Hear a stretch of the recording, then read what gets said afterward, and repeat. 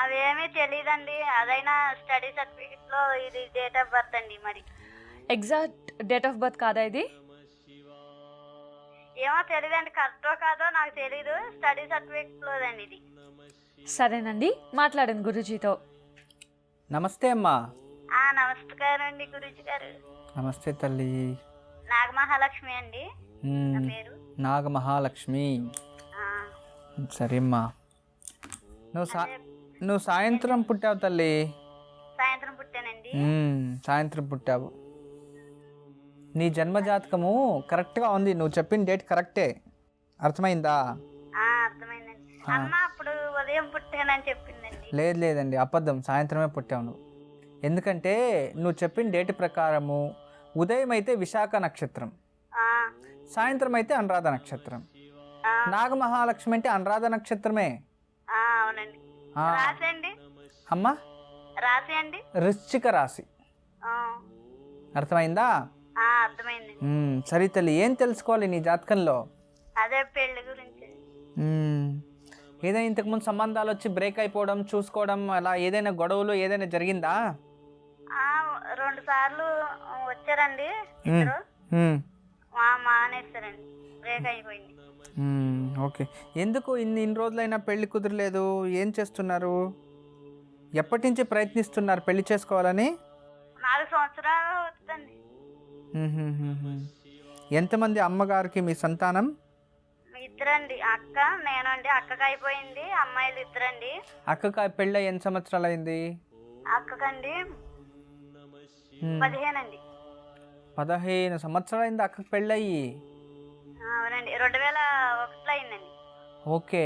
తర్వాత మీరెందుకు అంత లేటుగా మీరు ప్రయత్నిస్తున్నారు? ఏం చదువుకున్నావమ్మా నువ్వు? నేను 10th క్లాస్ చదివానండి. ఇంట్లో ఉండి ఏం చేస్తావు ఇన్ని రోజులు?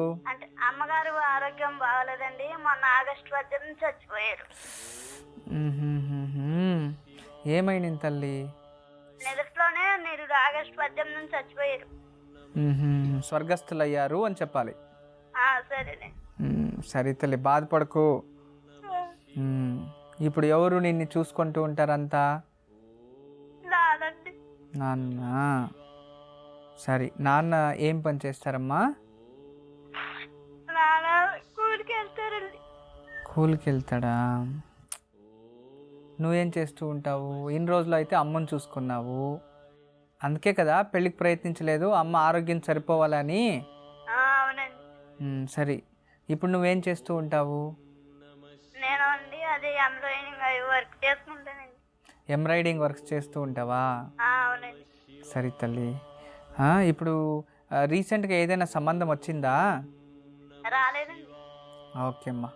పెళ్లి చేయడానికి అన్నీ రెడీ ఉన్నాయా? ఇంట్లో డబ్బులు అన్నీ రెడీ చేసుకున్నారా? లేవని చూస్తున్నారండి. సరే, అక్కయ్య పోతే పని బాగుందా పెళ్లి చేసుకొని? ఉందండి, బాగానే ఉందండి. సరే, అక్కయ్య ఏమైనా సపోర్ట్ చేస్తూ ఉంటుందా మీకు? అమ్మా, అలాంటి వాళ్ళది నిజమైన ప్రేమ కాదు, అది వ్యామోహం. ఎగ్జాక్ట్లీ చిన్నత్త, నిజంగా ప్రేమించుకున్న వాళ్ళు అలా చేయరు.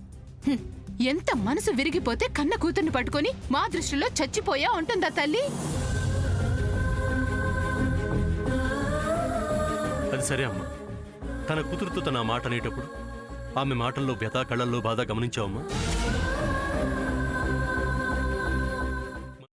పెద్దబాబుకు బర్త్డే విషెస్ చెప్పు కూడా వెళ్ళాం కదా. ఊరికే ఎలా కాలిపోతుంది? మంట పెడితేనో పడితేనో తగలబడుతుంది.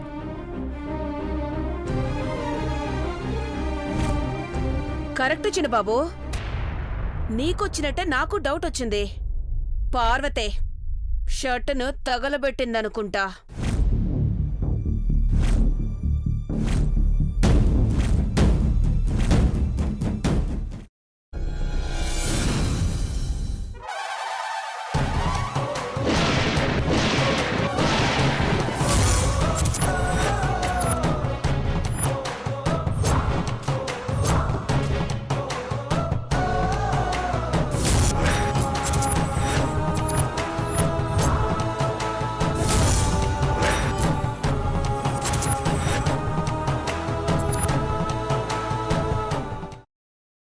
తర్వాత పొట్టు తీసేసి చాప్ చేసి పక్కన పెట్టుకోవాలి.